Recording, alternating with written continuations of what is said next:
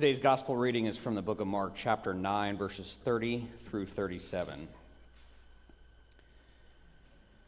The disciples went on from there and passed through Galilee, and Jesus did not want anyone to know, for he was teaching his disciples, saying to them, "The Son of Man is going to be delivered into the hands of men, and they will kill him.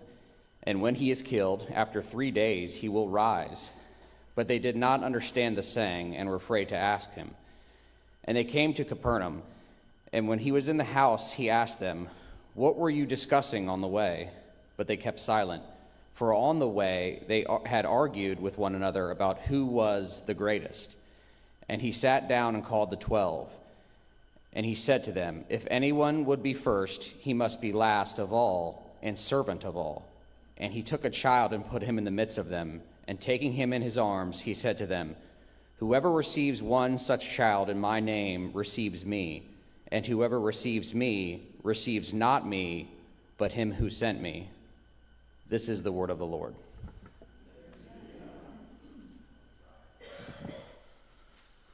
Well, I apologize in advance. I apologize to John this morning about using another sports analogy. I've just been full of sports analogies now that we started fantasy football, and my team is so good. And Thursday, it's because of my drafting skills, that's really what it is. But Thursday is you got to put your team in before that first game. And that's my sermon wrap-up message day. And so I just had football on my mind. I'm sorry, but it'll all pay off at the end of the season when I take the championship. Yes. All right. So, yeah, you're all throwing it out, right? So the sermon this week is on humility. Anyway, if you're a Green Bay Packers fan, this might be a time for you to do some earmuffs, although you might be on the other side of this issue, so maybe not. I know Jamie at home is sorry about this, but anyway, years ago, there was a Hall of Fame quarterback. His name was Brett Favre. If you're not a football fan, don't worry. You'll be able to get the story anyway. He was a Hall of Fame quarterback, which means he's one of the best of all time. And he was finishing up his career with the Green Bay Packers, doing very well. He was one of the best quarterbacks in the league. And he was deciding whether he wanted to continue or retire. He couldn't figure it out. Well, the Green Bay Packers had drafted a quarterback a couple of years earlier, and this quarterback had sat on the bench, kind of grown up, and was ready to play. His name was Aaron Rodgers. And they were ready to start him, and they got, say to Brett Favre, don't let the door hit you. And he goes to New York Jets, does really well, turns the team around. Then he goes to the Minnesota Vikings, turns that team around. They go to the playoff, almost make it to the Super Bowl. Well, a couple of years kind of go by. Just recently, the Green Bay Packers drafted another quarterback. And guess who starts whining in the media? Mr. Aaron Rodgers. Oh my goodness. So this idea of successorship is very complicated. It's a little bit weird, right? When you're coming up, it's one thing. When you're on the way out, it's another thing. And there's sort of this ego thing that goes on with successorship. I'm sure you've seen it at work with bosses or people you've worked with or whoever, but it's an interesting topic. Well, in today's gospel reading, the disciples are all bent out of shape. They're a little bit like, what are we going to do next? Jesus is talking about all these strange scenarios, right? Where he's dying of capital punishment. What would Jesus ever do to be put to death? He's not going to murder somebody. He's not going to do anything that would cause him to be killed. This is nuts. Why is he talking like this? And then he starts talking about rising from the dead. How bizarre is that? Nobody understands what he's talking about. He must be losing it. They start to have a conversation with each other about who is going to be Jesus' successor. Who's going to be the next in line? Who is the backup quarterback to this ministry? Who is going to fill Jesus' shoes? Is it going to be Peter? That seems like a good choice. I mean, he seems like one of the stronger ones. Or what about John? Oh, he's so spiritual. He would be a great second in command. Or what about Andrew? Or what about John's brother James? Oh my goodness, the Sons of Thunder. That would be a nice title to walk around town and talk about, right? Or what about Andrew and Philip? They're the ones that started it all. They found Jesus, brought them to the rest of the group. Maybe they should be the successors of Jesus. Who is taking over the ministry when Jesus is gone? It's an important question to discuss. Then Jesus says something else that makes absolutely no sense to his disciples. If you want to be the greatest of all time, if you want to be the best, if you want to be an MVP and a Hall of Famer of the Christian church, the most valuable one of all is the one who serves the whole team. Not just yourself.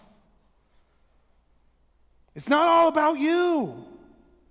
It's about the whole team.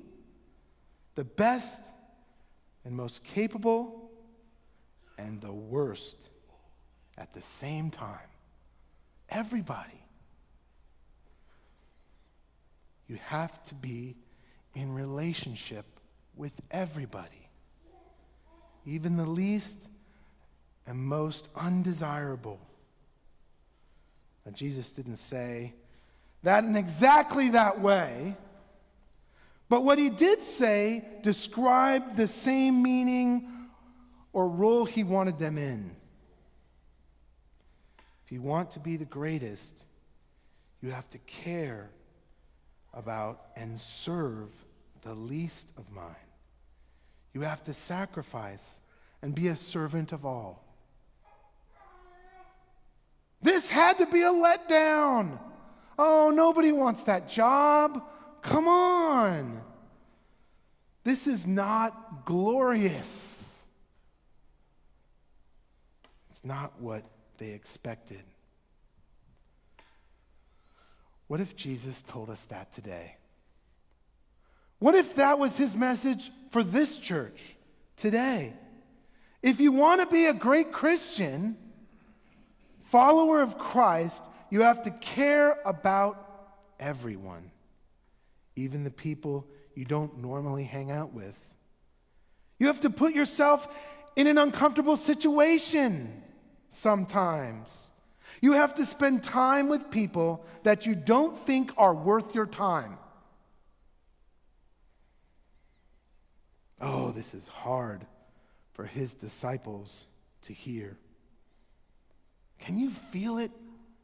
Can you feel the moment in which he reveals this to them? Can you see the reaction on the disciples' face when he says all this? He grabs a child and he pulls the child in the middle of their conversation. He says, "How you treat this little child is how you treat me." And he wasn't talking just about a child. He was talking about the vulnerable. He was talking about the undesirables, the people who are weak, the people who are depressed, sad, the people we pray for every week. He was talking about the woman at the well, that woman with that bad reputation. Remember her? He was talking about the man with the withered hand, the Gerasene demoniac that foamed at the mouth. Oh, that was gross. The leper, the bleeding woman who mixed in with that crowd. Remember her? That's who he was talking about. Whoever receives one such as these receives me. And not just me, but the one who sent me, God above. You know the rapture? You hear it all the time with Christians about, Jesus is coming soon, and it's kind of become like this thing nowadays because, times are kind of strange right now, and they look weird, and people are talking, it's end times, It always goes something like this. When things are going really, really well, no one talks about the rapture. But when times are tough, Christians always say, Jesus is coming soon to take me away from all these hard times and promote me to a better place where everything is easier. That's the kind of Christianity that a lot of people think about. God would never want me to be in an uncomfortable situation that isn't fun for me. Because God would never want me to feel out of place. But how do we come to terms with what Jesus actually said? How you treat the least of these is how you treat me. How you treat the most vulnerable is how you treat me. How you treat the ones that nobody wants to bother with is how you treat me. That's your relationship with Jesus. What if that was actually true? I mean, really, what if that was actually true? What if our relationship with God was based on our relationship with everyone else? What if he really meant love your neighbor as yourself? Or the greatest commandment is love God with all your heart, and the other one is exactly like it. Love your neighbor as yourself. What if that was actually true? What if our relationship with God was our relationship with other people? Not just our favorite people, not just our kids, not just our spouse or our favorite friends, but everyone. Those who are our least favorite. The ones that we usually complain about when we get with our favorite friends and talk about our least favorite friends or acquaintances. The ones that bug us and annoy us. The ones who have a different opinion than we have. Ones that are on the opposite side of the aisle. Don't say it. But that's kind of where we are as a community. What if we actually followed in Jesus' footsteps and opened our hearts to them and loved them with a whole heart? Wow, that's certainly not what our world teaches. That's not what our society teaches, does it? It's not what our society practices. What if, as a people, we actually listened and attempted to do what Jesus is calling us to do? We would be living in different times than we are now. That is for sure. Is it possible that the Tower of Babel that we are trying to reconstruct today, and the language barrier that has us at each other's throats, is based on a complete lack of humility? Isn't that what it is? It sure does look like it. That the solution to our biggest problems we face is our humility. And not having the humility of the greatest human that ever lived, Jesus Christ,